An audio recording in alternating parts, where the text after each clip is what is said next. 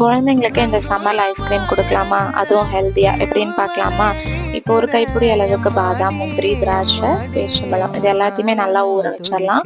ஊற வச்சு தொழியை எடுத்து அதை ஒரு மிக்ஸி ஜாரில் சேர்த்து 2 வாழைப்பழம், நல்லா இனிப்பாக உள்ள வாழைப்பழம் வந்து ஆட் பண்ணிக்கோங்க, இல்லைன்னா புளிப்பு டேஸ்ட் வந்துடும்.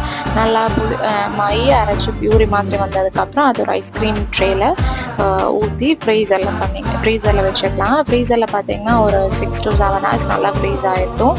ஃப்ரீஸ் ஆனதுக்கப்புறம் நம்ம வெளியில் எடுத்து ஒரு 5 minutes வச்சு அன்மோல்ட் பண்ணிக்கலாம்.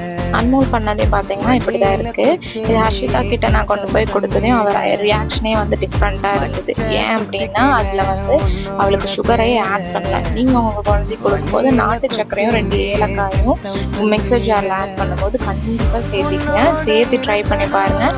ஐஸ்கிரீம் ரொம்பவே சூப்பராக இருக்கும். சுகர் ஆட் பண்ணலைன்னா நல்லா இருக்காது. கண்டிப்பாக ட்ரை பண்ணி பாருங்கள்.